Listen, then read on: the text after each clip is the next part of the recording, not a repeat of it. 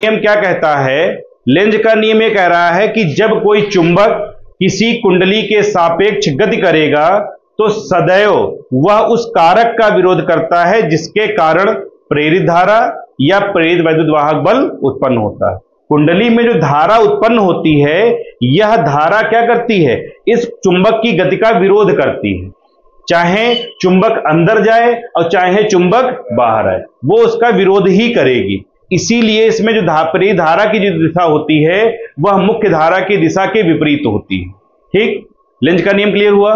क्या है कि लेंज के नियम में बताया गया है कि कुंडली में प्रवाहित प्रेरित वैद्युत वाहक बल और प्रेरित धारा सदैव उस कारक का विरोध करेंगे जिससे यह क्या होते हैं? स्वयं उत्पन्न होते हैं।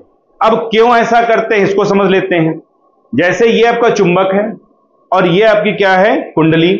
जब आप इस चुंबक को कुंडली के अंदर एंट्री कराएंगे तो यहां पर क्या चुंबकीय बल रेखाएं हैं। जैसे ये इसमें एंट्री करने का प्रयास करेगा तो चुंबकीय बल रेखाओं की संख्या क्या होगी? बढ़ेगी।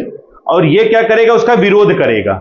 विरोध कैसे करेगा भाई? इसका जब साउथ पोल है तो यहां पर क्या उत्पन्न कर देगा? साउथ पोल।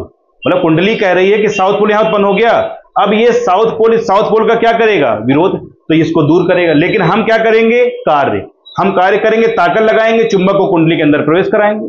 तो जब कार्य जो करेंगे वह कार्य ही हमको क्या होता है? वैद्युत ऊर्जा के रूप में प्राप्त हो जाता है। सेकेंड कंडीशन, अगर मान लीजिए कि यह चुंबक जो है इस कुंडली के अंदर एंट्री कर गया, अब क्या करेंगे? इस चुंबक को हम बाहर निकालेंगे।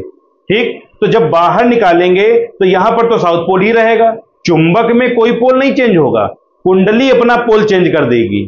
तो अब यहां पर क्या उत्पन्न हो गया? North pole. आप ये जानते हैं कि ये साउथ पोल है, ये नॉर्थ पोल है, यानी दक्षिणी ध्रुव और उत्तरी ध्रुव, ये एक दूसरे को क्या करेंगे? आकर्षित करेंगे। लेकिन आप क्या कर रहे हैं? बाहर निकालेंगे। ये कुंडली कह रही नहीं चुंबक को पास रखो, आप इसको दूर निकालेंगे तो क्या करेंगे? कार्य करेंगे। तो जो हम कार्य करेंगे वही कार्य हमको क्या होगा? ऊर्जा के रूप में प्राप्त हो जाएगा। तो हम ये कह सकते हैं कि लेंज का जो नियम है आपका, यह ऊर्जा संरक्षण के नियम का पालन करता है। क्यों?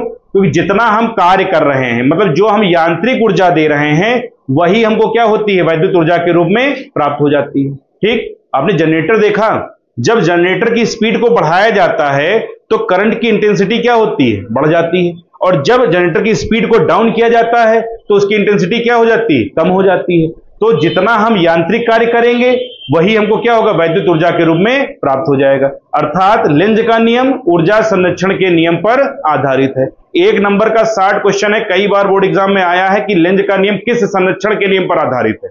तो आप सीधे सीधे क्या लिख देंगे? ऊर्जा संरक्षण के नियम पर आधारित। ठीक है, ये दोनों डायग्राम बना लीजिए, बाकी गल